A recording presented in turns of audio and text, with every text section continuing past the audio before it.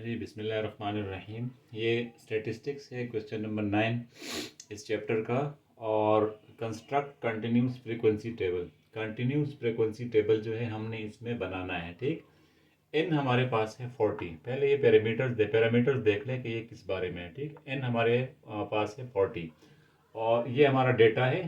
ठीक, जिसके हमने फ्रीक्वेंसीज टेबल बनाना है। ठीक, टेबुलर फॉर्म में हमने इसकी फ्रीक्वेंसीज को प्रेजेंट करना है।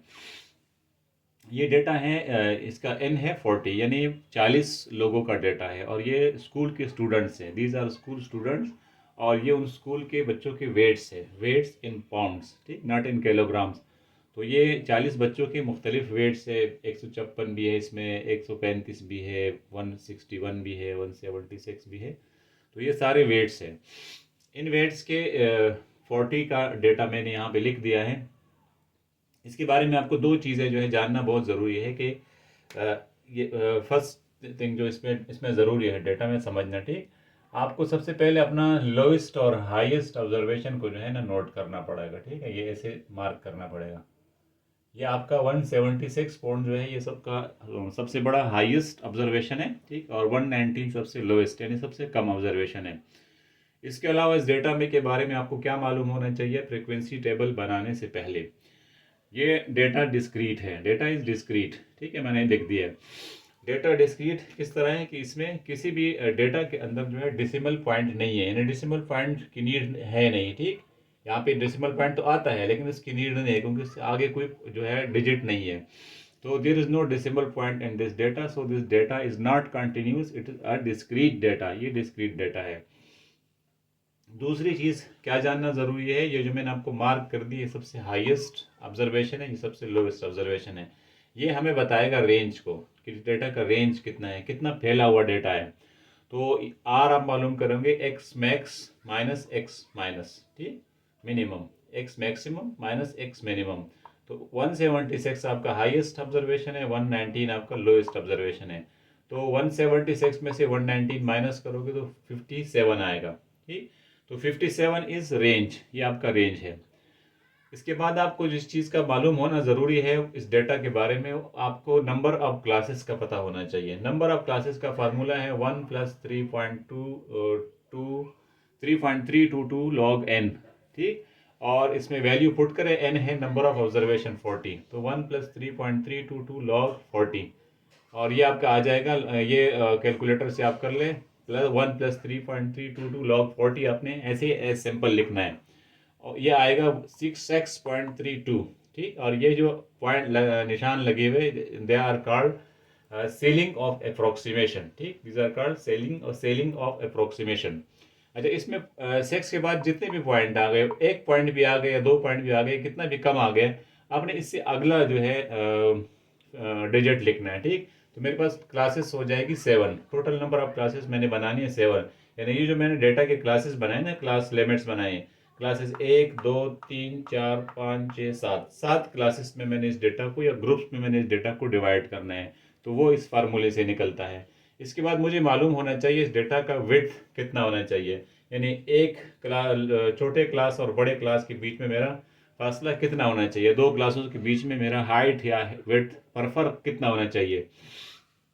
तो ये फर्क आपका एक फार्मूले से निकलता है, आर अपॉन के, यानी रेंज डिवाइड बाई के। तो रेंज मेरे पास 57 है, के मेरे पास 7 है। 57 को 7 पे डिवाइड करो तो 8.14 सीलिंग ऑफ अप्रोक्सीमेशन आ जाएगा। और ये भी आपका ये कि 0.14 आ रहा है, तो ये 9 जो है मेरे पास विड्थ आया। तो आपने हर दो इसका जो बाउंड्रीज है यानी लिमिट्स है, उनके बीच में जो फर्क आएगा वो हर दो के बीच में 9 का फर्क होगा। ठीक, ये इसके अंदर वर्टिकल भी ऐसा होता है और इस तरफ से भी तकरीबन इतना ही फर्क आता है। ठीक, इसका अपना भी एक फार्मूला है। तो ये आपका हो गया हाइट इसका। अब आगे मुझे ना डी भी मालूम होना चाहिए। ठीक, डेटा में एंटर होने से पहले, काम करने से पहले आपका डी, तो डी डिस्क्रीट डेटा का 1 होता है। ठीक, डी क्या होता है, स्पेसिंग होता है डेटा के बीच में, ये दो अददों के बीच में जो स्पेसिंग होता है उसका जो फैलाव होता है वो डी कहलाता है, एंड दैट इज 1। ठीक है, अच्छा, आगे चलते हैं हम डी के बाद चलेंगे हम लिमिट्स पे चलेंगे। लोअर क्लास लिमिट मेरा यहाँ से स्टार्ट होगा, पहला क्लास का वो है 119, और अपर क्लास लिमिट का फार्मूला है lower class limit plus H minus D. तो lower class limit is 119 plus H is 9 and minus D, D is 1। तो ये आएगा आपके पास 119 जमा 9 माइनस 1, ये आएगा 127 यानी 127। अच्छा, आप इसके बाद आपको एक और चीज़ चाहिए होता है, आपके पास बाउंड्रीज भी मांगे गए हैं। तो लोअर क्लास बाउंड्री आपका क्या है, lower class limit minus D upon 2। तो 119 माइनस हाफ यानी 1/2, तो 119 119 पॉइंट माइनस 0.5 आ जाएगा, ये हो जाएगा 118.5। ये आपकी पहली क्लास की बाउंड्री है। ठीक, आगे आप इसको देख के समझ के आप बना सकते हो। और अपर क्लास बाउंड्री आएगी, upper class boundary plus D upon 2, तो उसके साथ 0.5 को प्लस करना है। ठीक, तो ये आ जाएगा 127.5। क्लास लिमिट से 0.5 ऊपर जाना है, यहाँ 0.5 नीचे आना है। इसमें एक और चीज़ आपको चाहिए, आपको मिड पॉइंट चाहिए। उस मिड पॉइंट को कहते हैं क्लास मार्क्स, और उस क्लास मार्क जो है आपका वो x है, lower class limit plus upper class limit divide by 2। तो 119 प्लस 127 डिवाइड बाई 2, तो पहला क्लास मार्क आ रहा है आपका 123। और बकिया क्लास मार्क्स में आपको ये वीडियो करते करते मैं आगे लेक्चर में जैसे जाएंगे मैं आपको बाकी क्लासेस का बताऊंगा। अच्छा, आ जाए क्लास लिमिट्स पर। पहले क्लास लिमिट है 119 से 127 तक। अब दूसरा क्लास लिमिट मैं कैसे बनाऊं, देखो मेरा अगला लोअर क्लास लिमिट होगा इससे एक नंबर ऊपर। ठीक, ये 127 है डिस्क्रीट डेटा का, जो कंटिन्यूस डेटा का होगा वो फिर अलग होगा। ठीक, 127 आएगा, तो इससे अगला मेरा आएगा 128। ठीक, अच्छा, अब इसका मेरे पास हायर क्लास लिमिट क्या होगा, यानी अपर क्लास लिमिट क्या होगा, मैंने इस 27 के साथ h को प्लस करना होगा। ठीक, तो मैं 127 के साथ जब 9 प्लस करता तो 136 आता है, और फिर अगला मेरा आएगा 137, और इसी के साथ 9 प्लस करने से 145 आएगा। इसी तरह 145 से एक नंबर ऊपर 146 हो गया, और ये आपके पास 9 जमा करें तो 154 हो जाएगा। ये हो जाएगा 155, ये 163। इस तरह सो आना आप अपने क्लास लिमिट्स बना सकते हैं। अगला मेरे पास है क्लास बाउंड्रीज। आप क्लास बाउंड्रीज कैसे बनाओगे, क्लास बाउंड्रीज का मैंने आपको आगे तरीका बता दिया कि एक आपके पास होती है लोअर क्लास बाउंड्री, एक होती है अपर क्लास बाउंड्री।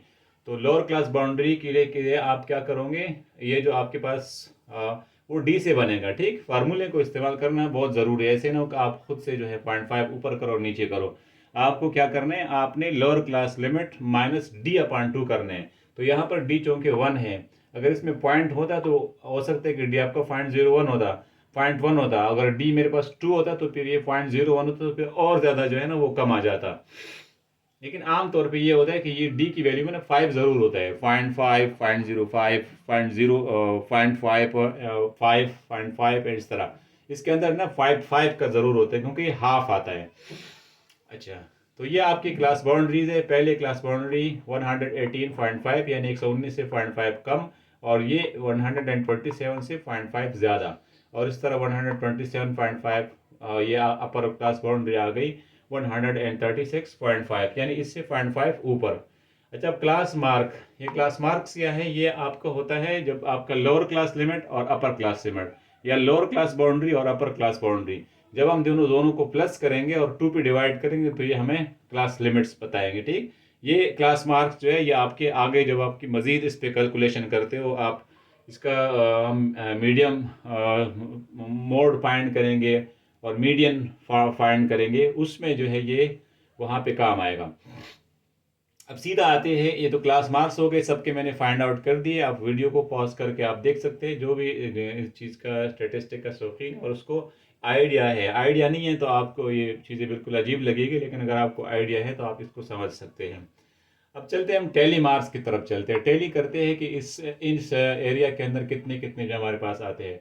तो हम यहाँ से स्टार्ट लेंगे आपका 156 जो मेरा पहला ऑब्जर्वेशन है। तो 156 यहाँ पे कौन सी एरिया में आता है। ठीक, आपने इसमें क्लास बाउंड्रीज के अंदर आप करोगे तो ज़्यादा आपको आसानी होगी, इसमें भी समझ में आ जाएगा लेकिन इसमें करना है। ठीक, इसके हिसाब से करना है। तो 156 आपका पड़ता है 154.5 और 163.5 के बीच में। तो यहाँ आप एक टेली मार्क लगा लें। अगला ऑब्जर्वेशन ये मैं इसको काट दूंगा, ठीक, और इसके साथ नीचे वाला भी कर लूँगा क्योंकि ये पूरा आगे काफ़ी मुश्किल हो जाएगा। फिर ये 125, तो 125 कहाँ पे आ रहा है, 125 आपका आ रहा है इस पहले वाले उसमें क्लास के अंदर आ रहा है। एक क्लास मार्क यहाँ पे लगा ले, टेली मार्क लगा ले। ये भी हो गया। अब आ जाए 135 के ऊपर। तो 135 आपका आ रहा है इसके बीच में, दूसरे क्लास में आ रहा है, ठीक, यहाँ एक मार्क लगा ले और साथ में 168 भी कर ले। 168 आपका आ जाएगा 163, यानी इस वाले क्लास में 6 क्लास में आएगा। यहाँ पे एक मार्क आप लगा लें। अच्छा, अगला आपके पास है 126, 126 आ जाएगा इस वाले में, ठीक। और इसके बाद आपके पास आ रहा है 157, तो 157 आपका इसी क्लास के अंदर आ जाएगा, ठीक। ये जो 155 से 163 तक है। 140 है मेरे पास, 140 आ जाएगा आपका इस क्लास में आएगा, थर्ड क्लास में आएगा, ठीक, इस वाले में तीसरी क्लास में आएगा। और 138 भी इसी के साथ इसी क्लास में आएगा। यहाँ पे आ जाए 119 पे, 119 ज़ाहिर है पहले क्लास में आएगा। और नीचे 135 है, तो 135 आपका इस दूसरे क्लास में आएगा, ठीक। तो ये मैं कर लेता हूँ, आप लोग फिर देख लीजिएगा, ठीक। ठीक है, तो ये मैंने पूरी इसकी डिस्ट्रीब्यूशन कर ली, यानी सारा डेटा मैंने जो है यहाँ पे पुट कर दिया, जो चीज़ जहाँ पे आ रहा है, जितना स्टेटिस्टिक्स आपको आना चाहिए, ठीक है। आपको थोड़ा सा एक्सप्लेन करना ज़रूरी था, बाकी सारा जो है इसी वीडियो भी लंबी हो जाती है और उसका एक्सप्लेन करना जो है इतना आपके लिए मुझे एक्सप्लेन करना ज़रूरी नहीं है, आपको ये आप करोगे तो इसको समझ में आ जाएगा, ठीक। डायरेक्ट चलते हैं फ्रिक्वेंसीज़ की तरफ। इसके आ गई 3, ये आपके पास आ गए 6, ये हो जाएगा 5 और 4 9, ये हो जाएगा 10 और 2 12, ये आपके पास क्या आया 6, ये आ गया 2 और आखिरी क्लास में भी 2 आ गए। अच्छा, अब इसका मैं n निकालूंगा, ठीक है, टोटल निकालूंगा कि n के बराबर है कि नहीं है, कोई गलती तो नहीं हुई, ठीक। गलती हुई तो फिर एडिट कर देंगे उसको। अच्छा, ये मेरे पास है 3 6 9 9 9 18, 18 और 12, 18 और 12 हो जाएगा आपका 30, 30 और आपका 6 36, 36 32 38 और 2 40। तो बिल्कुल करेक्टली ये हमने डिस्ट्रीब्यूट कर लिया डेटा को, सही है। आपका n आ रहा है 40, टोटल फ्रीक्वेंसी 40 है। अब कॉमुलेटिव फ्रीक्वेंसी CF जो है आप कैसे लिखोगे, CF के साथ लिखने का तरीका ये कि सबसे पहले क्लास में आप लिखोगे, जिस क्लास का आ रहा है ना वही आप लिखोगे, ठीक है। और इसके साथ हर अगला क्लास में ऐड करूंगा फ्रीक्वेंसी का, यानी 3 वाले के साथ ये वाला क्लास में ऐड करूंगा, तो यहाँ फ्रीक्वेंसी कितनी है 6, तो 3 × 6 9 हो जाएगा। इसको बोलते हैं कॉमुलेटिव फ्रीक्वेंसी। और 9 के साथ 9 ऐड करूंगा तो ये हो जाएगा 18, 18 के साथ 12 ऐड करूंगा तो ये हो जाएगा 30, 30 के साथ 6 ऐड करूंगा तो 36 हो जाएगा, 36 के साथ 2 ऐड करूंगा तो 38 हो जाएगा, और 38 के साथ 2 ऐड करूंगा तो ये हो जाएगा 40, ठीक। तो ये मैंने इसकी कॉमुलेटिव फ्रीक्वेंसी जो है ये निकाल ली। तो ये डिस्ट्रीब्यूशन है कंटिन्यूस फ्रीक्वेंसी का टेबल बनाने का, यही तरीका है बेहतरीन, ठीक। ये आपके स्टेट के जितने बच्चे हैं 9 10 के बच्चों के लिए तो बहुत ज़्यादा ज़रूरी है, क्योंकि उनको इसमें काफ़ी प्रॉब्लम आता है। फिर आपका ये इंटरमीडिएट में भी ये आपके काम आ सकता है, और आपकी जितनी भी प्रोफेशनल स्टूडेंट्स हैं, यानी नर्सिंग के, फार्मेसी के, फिजियोथेरेपी के और MBBS के स्टूडेंट जो रिसर्च करते हैं, उनको ये चीज़ें बहुत काम आएगी, ठीक। अगर आप ये देख ले, आपको अच्छा लगे तो इसको लाइक करें और चैनल को सब्सक्राइब करें। बहुत शुक्रिया।